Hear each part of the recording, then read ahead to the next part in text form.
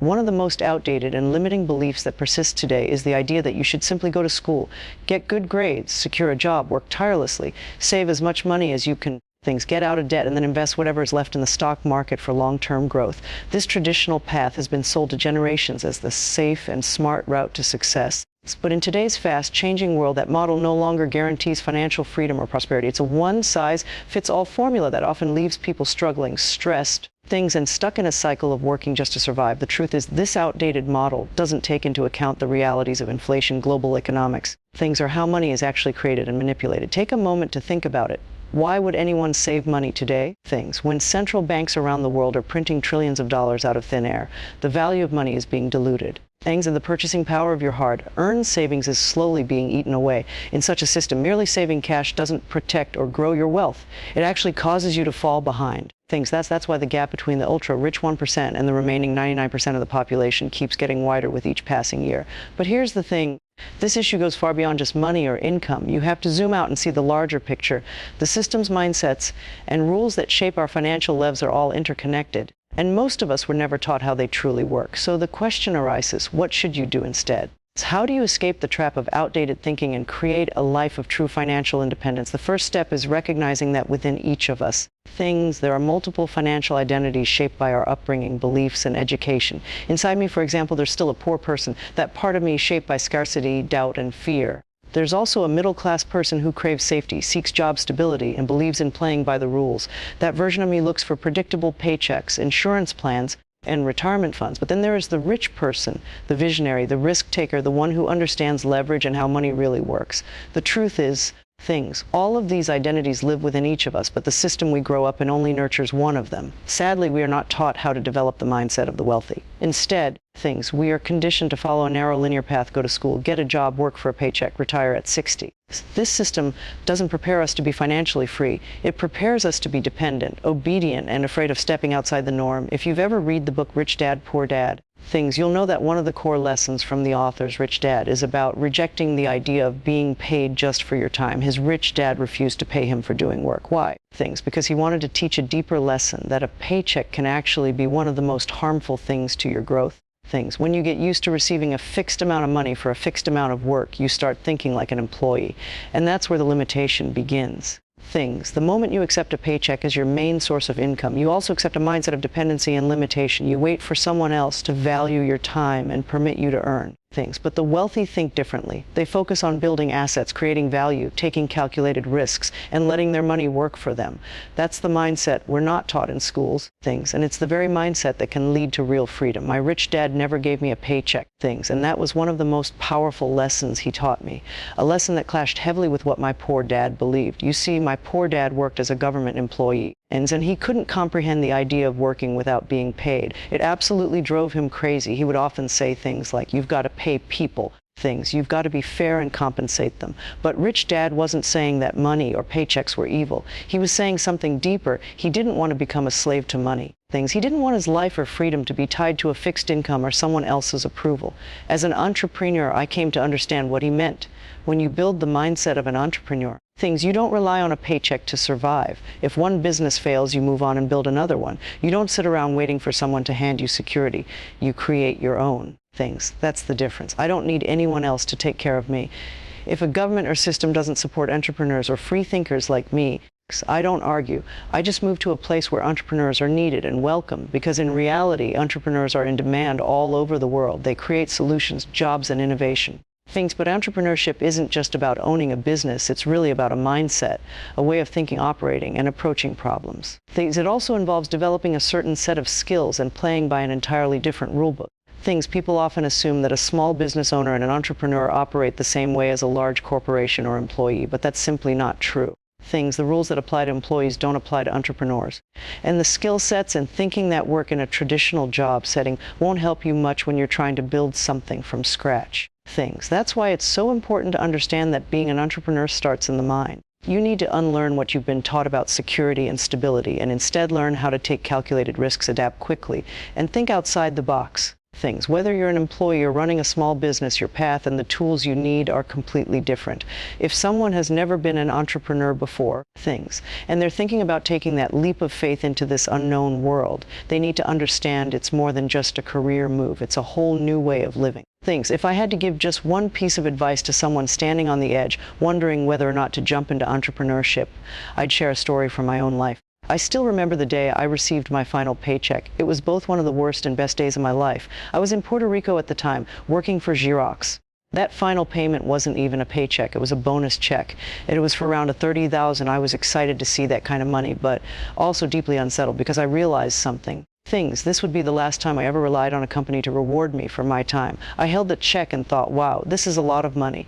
But almost instantly I was disturbed because it came with taxes, limitations, and most importantly, it came with dependence. That moment marked a turning point. Shortly after that, a co-worker named John approached me. He looked at me and said, "You're going to be back." I asked him why he thought that. He replied confidently, "Because you're going to fail." His words hit me hard. He had tried to leave before, failed, and ended up returning to Xerox. He was projecting his own fears and failures onto me. But I looked at him and thought, no, that's not going to be my story. I won't come crawling back. I won't let failure define me. I might fall, yes, but I'll get back up and try again. That's the essence of the entrepreneurial mindset.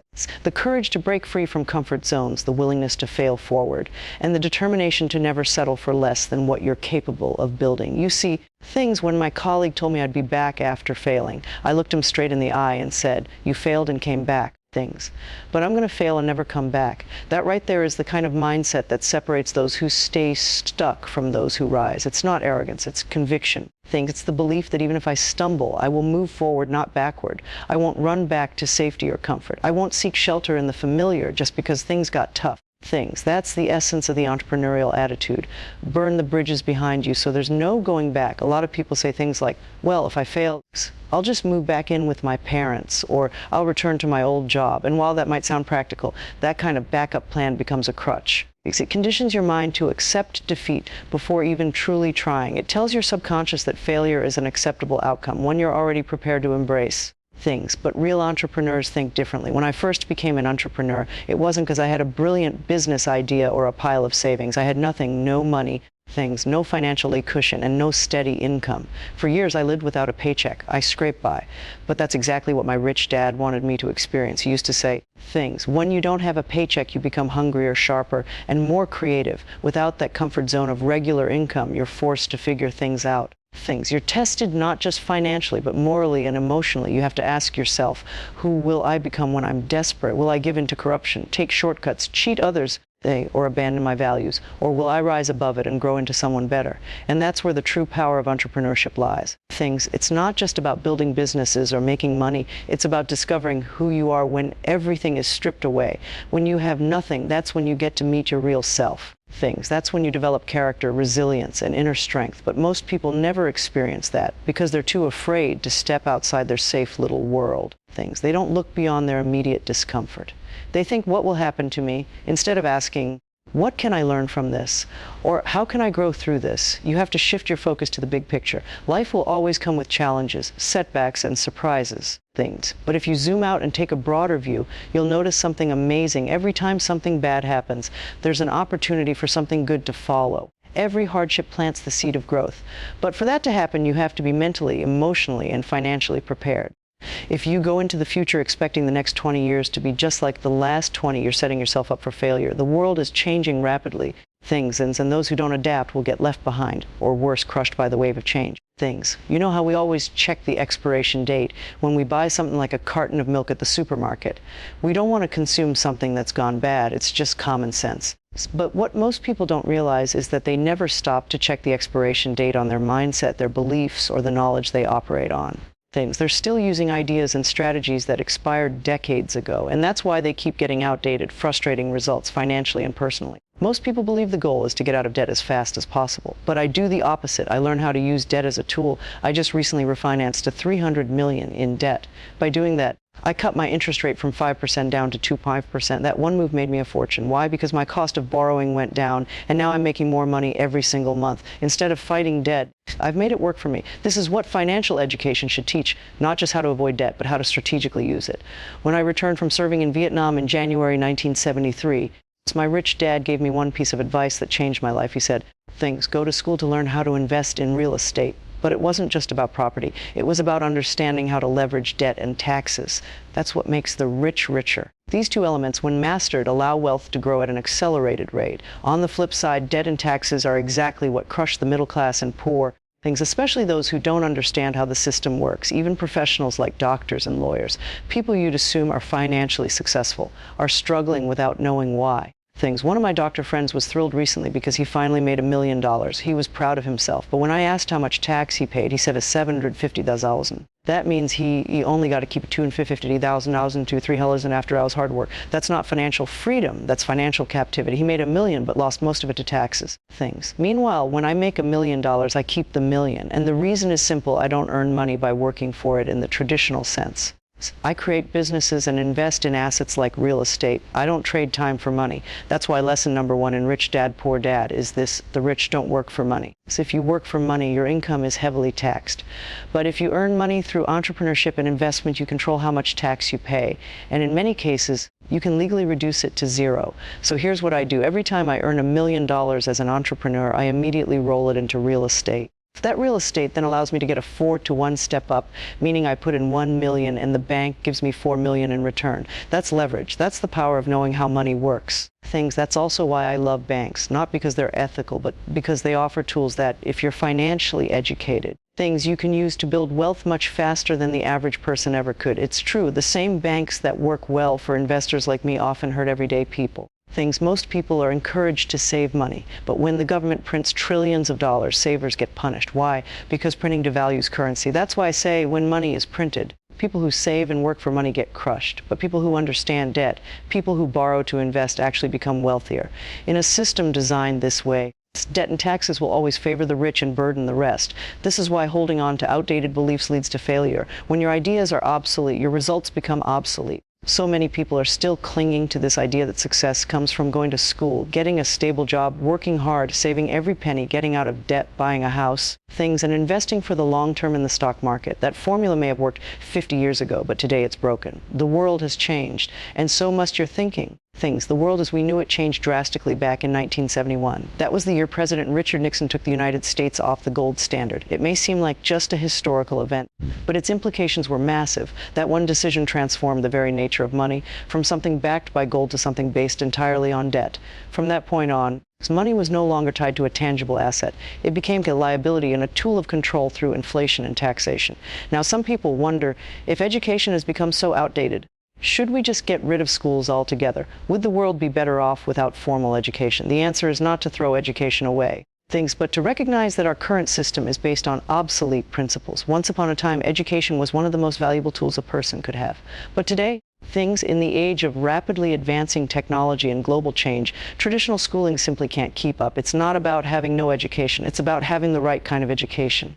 Let's take Moore's Law, for example. It states that information doubles roughly every 18 months. That means what you learn today could be outdated in a year and a half. So imagine spending 4 years in college. By the time you graduate, half of what you studied is already irrelevant. That's why the old model of go to school, get good grades, get a job doesn't work anymore. The pace of change is too fast. When people finish school, they step into a world that's already moved past the knowledge they paid so much to acquire. I often meet people who proudly tell me they went to Harvard or some other prestigious university, and I always ask, when was that? Most say decades ago. The reality is, no matter how great your degree was, if you're still operating based on what you learned 30 or 40 years ago, you're operating on expired knowledge. Meanwhile, the world has shifted. Today, we're even seeing something unheard of. Banks are charging you to save money. That's right, negative interest rates. That's because banks don't even want your money anymore. There's simply too much of it floating around. This excessive printing of money is leading to bubbles in real estate, in stocks, and in consumer goods. The investors are dumping cash because they know what's coming. That's why I often say savers are losers and cash is trash. It might sound harsh, but it's the truth in this current economy. And yet, despite all of this, people are still clinging to the dream of a high-paying job, thinking that's the path to security. That thinking is outdated. That dream belongs to another time, another system that no longer functions the way it once did. People also believe getting out of debt is the smart thing to do. But that's another obsolete idea. things. In today's world, if you want to build real wealth, you need to learn how to get into good debt, the kind of debt that works for you, that builds cash flow, creates assets, things, and multiplies your income. But schools never teach that. Schools don't teach you how to use debt, and they certainly don't teach you about taxes. Things. That's why the gap between the 1% and the 90% continues to grow. The rich understand how the system works. They use debt and tax strategies to their advantage. And here's the critical piece. Things. When governments print more and more money, two things happen: inflation and increased taxation. Prices go up, and so do the taxes you're forced to pay. Things. That double pressure crushes the poor and middle class while the wealthy get richer. Why? Because the rich aren't working for money. They're not saving money. They're investing, leveraging things, and moving their income through smart financial vehicles. The system rewards knowledge, not hard labor. And if you're not financially educated, you'll get left behind. So many aspiring entrepreneurs jump into business with a single goal in mind: to make money. They think, I'll just start a business, generate income, things, and become wealthy, because that's the common narrative they've been fed. But that idea is a shallow understanding of what entrepreneurship truly is. Anyone who believes that entrepreneurship is just about chasing profit really needs to pause and take a deeper look, to smell the roses, so to speak. Things. Real entrepreneurs aren't just in it for the money. They operate from a different mindset, one grounded in purpose, strategy, and value creation. Things. Let's look at some numbers to put things in perspective. In America, there are around 28 million small business owners. Out of those, about 24 million are solo entrepreneurs, meaning they are the only person in their business. These are called non-employee entrepreneurs, essentially self-employed people. Things. And while that may sound impressive, the reality is that many of them are not truly functioning as business owners. They're just working for themselves. There's a huge difference between being self-employed and being a true entrepreneur. The biggest misconception people have is equating self-employment with entrepreneurship. Yes, things, you're technically running a business if you're self-employed, but you're also wearing all the hats: the boss, the worker, the accountant. In this setup, you're trading time for money. It's just like an employee does. And here's the shocking truth: self-employed individuals actually pay the highest taxes. Nobody really talks about this.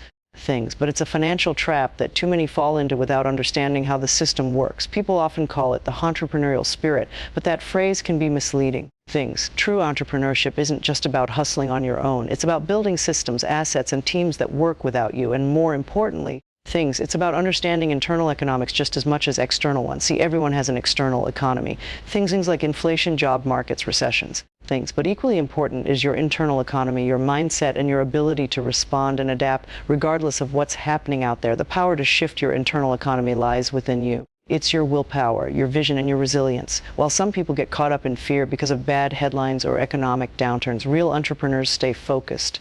Personally, I can see the good and the bad in the world, but I don't let it define me. I don't panic because I know I'm going to be successful no matter what. My internal economy is strong, and that gives me the power to create wealth even when external circumstances look grim. On the flip side, if someone has a poor internal economy, meaning a mindset stuck in scarcity, fear, or hopelessness, then no matter how good the outer world is, they'll still struggle. They'll only see obstacles, not opportunities. These people won't be able to generate income in any economy because they lack the understanding, tools, and confidence to do so. Meanwhile, a middle-class mindset functions in a middle-class way. It wants comfort, safety, and routine, a stable job, a house in the suburbs, a car on loan, and a predictable life. When someone loses their job, especially if they've relied on it for years, it often feels like a complete disaster. Their world collapses, their sense of identity shakes, and fear takes over. That's because their livelihood was dependent on something outside of themselves, something they couldn't fully control. But for an entrepreneur, this scenario doesn't carry the same weight. Why? Because entrepreneurs never rely on a job in the first place. They create value, solve problems, and build systems. So losing a job isn't even part of their world. And if something collapses, they pivot. This is what I learned from visionary thinker Buckminster Fuller. Every situation has at least two sides. There's no such thing as a one-sided reality. For every perceived negative, there's also a potential positive. So when someone says the economy is terrible, what they're actually expressing is that their economy is struggling, their mindset and financial strategies are failing them. But someone else, living in the same external economy, might be thriving. Why? Because they've built and developed their internal economy, their mindset, their emotional strength, their ability to adapt. This concept is crucial. There's a difference between your economy and the economy. The former is something you control. The latter is something you can't. Entrepreneurs operate with what's called an internal focus, meaning they work on developing themselves. Their thinking, their habits, their skill sets, rather than depending on external conditions. When they encounter failure or setbacks, they don't collapse. They say, great, what can I learn here? things. How can I bounce back stronger? This mindset keeps them climbing regardless of circumstances. Contrast that with the average person. When something goes wrong, they panic. They might numb their feelings with distractions, medication, or blame. They treat failures like identity crushers instead of stepping stones, and it's important to say, mistakes matter. Mistakes are not meaningless. They show us what we don't know, what we need to learn. But a real entrepreneur uses those lessons as fuel. They don't stay down. They rise higher because of those very mistakes. They build mental resilience, wisdom, and long-term confidence. That's why the entrepreneurial mindset is so powerful. It's not just about money, it's about who you become. When you're strong internally, the external world doesn't control your destiny. But people with weak internal mindsets are often driven by fear of change, fear of failure, fear of losing control. Ironically, these fears usually manifest exactly what they're trying to avoid. People terrified of losing their jobs often end up losing them because their thoughts, actions, and energy are aligned with fear. Not growth. Everything in life flows through you first. Your thoughts shape your decisions, and your decisions shape your results. So an entrepreneur's first and most important task is to master their inner world. That means controlling your beliefs, your reactions, and your focus. It means developing a mindset that says, no matter what happens out there, I can respond powerfully in here. Because the moment you accept a paycheck, you've accepted someone else's control. If you want to break free, you need to become stronger on the inside than the pressures you face on the outside.